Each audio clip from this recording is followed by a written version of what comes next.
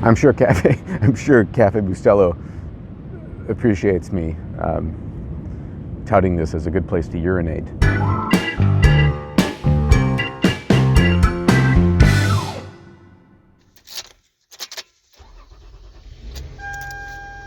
I overheard Afghanistan is safer than a minivan. Left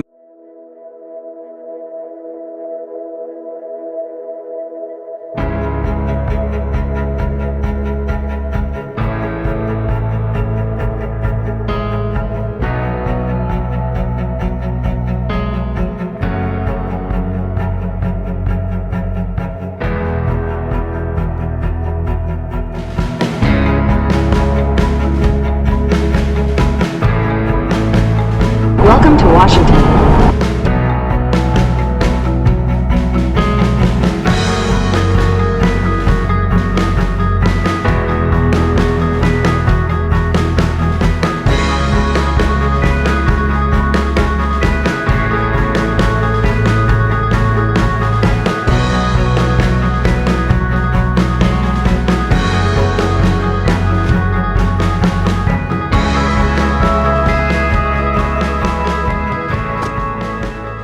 Whoever owns the 10 minivan, your lights are on.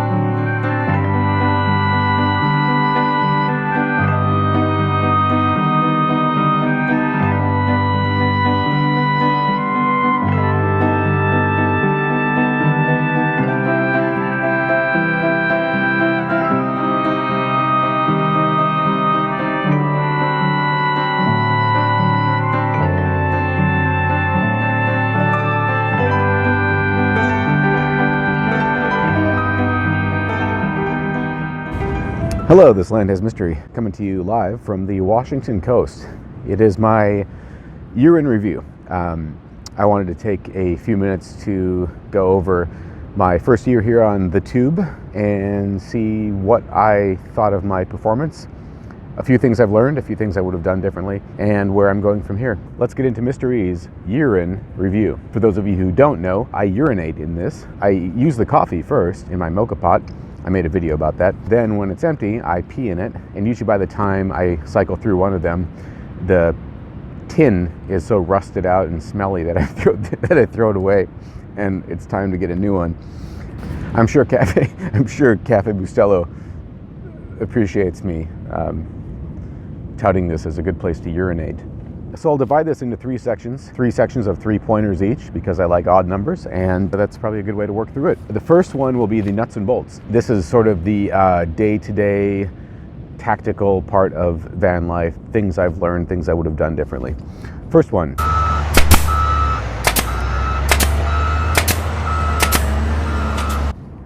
Yes, if you are at the beginning stages of your van build, and you remove something from your van, keep the bolts or the screws that were holding it in place. A lot of automotive screws and bolts are very specific, and they're not the kind of thing you can just go to the hardware store and find easily. So keep them, and you'll be in much better shape if you ever need to use them again. Not because you want to necessarily put the seat back in place, for example, but maybe you want to attach something to those spots where the bolts were. So I would say always keep the bolts and screws that are holding things in place, even if you remove a seat that you know you're never going to use again. Second thing,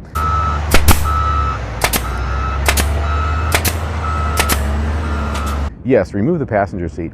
I promise you nobody is going to want to ride in your vehicle if you're living in it. Before I removed my passenger seat, I had maybe 1 or 2 people in the passenger seat. It's going to create so much extra space for you. I know a lot of people turn it around. That's probably a good solution too, but what I found, just for me anyway, was that it's so much nicer to have that extra space. And I don't have passengers. It's a good excuse if there's a creepy hitchhiker that you don't want to pick up. I like picking up hitchhikers actually, but I like having excuses to not have to pick them up as well. Finally, in the nuts and bolts section,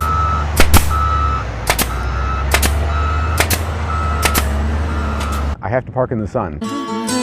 If you put solar on your vehicle, the solar panels need sunlight to operate efficiently. For me, it's fine. I still would have done it, but it's just one of those things that you might want to consider, because if you do need to park in the sun a lot more, you might need to install a ventilation system. So one thing leads to another. And it all starts with whether you even need solar. But I do, and I think a lot of van lifers find that it's very, very useful.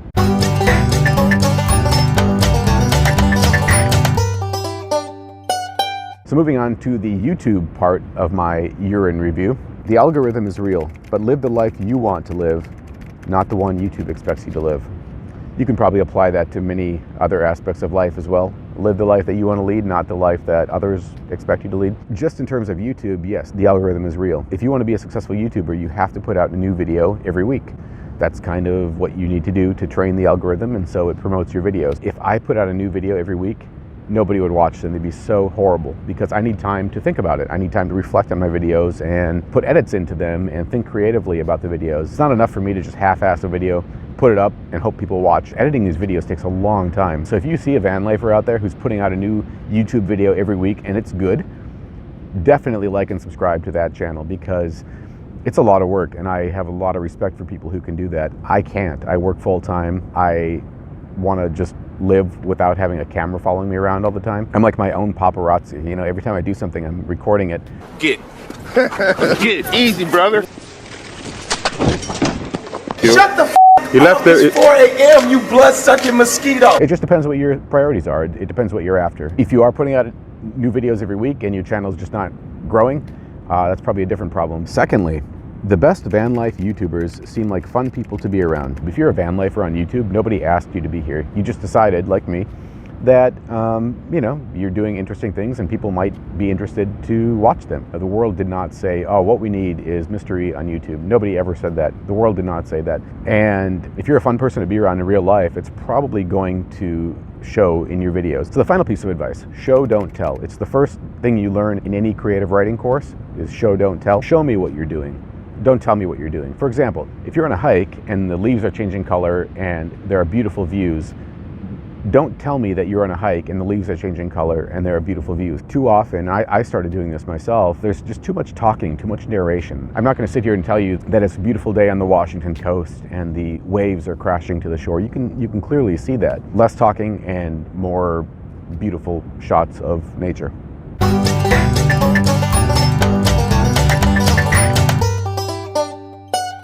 And finally, the van life. A minivan is tough to live in full-time when working a 9-to-5, but gas mileage and drivability are terrific. If you are considering living in a minivan or a small space, try it out for a week, especially if you work remotely. Try it out for a week, wake up in it, go to bed in it, and during the day, work in it, and make sure that it's something you can do, because it's hard to work a 9-to-5 remote job in a minivan. It's a small space. I do a lot of house sitting, which helps break up the monotony of van life, but also gives me a place to actually sit down, spread out, and do my work. When I do upgrade, it'll be something a little bigger. I need a space that I can work comfortably, and I can't really do that too much in a minivan. I take a lot of pride in having done all the work myself. I did it all myself. I experimented. It involved a lot of trips to Home Depot and Lowe's Home Improvement Center, LLC. But yeah, I mean, this didn't come pre-built, didn't come prefab. I had to do all of it myself. I sullied it. I want my home and vehicle to be the same thing. RVs and trailers are out. Too much maintenance, too much cost. I don't want to just leave my home with all my stuff in it. Not that I have that much stuff, but It's enough that I wouldn't want to lose it. You know, leave all my stuff out in the middle of nowhere. Like, no.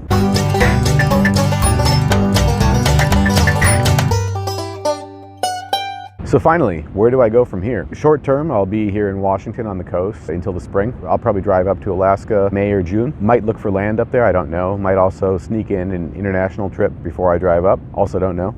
Also will not be making a YouTube video about that because I have done that a few times and it never really worked out. So yeah, a few different ideas in mind, but no long-term plans, not really even too many short-term plans.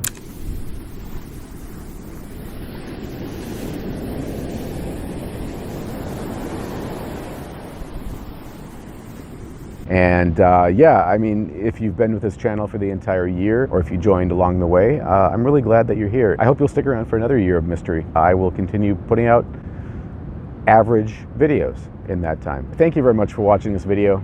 It's been a great year, and I hope to continue that in 2022. I'll see you in the world.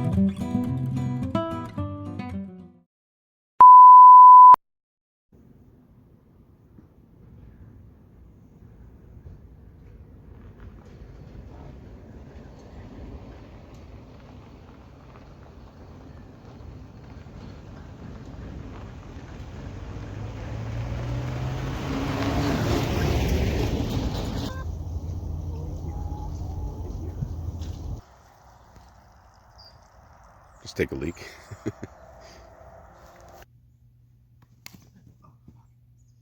Can't do a sound check because I'll screw up the recording.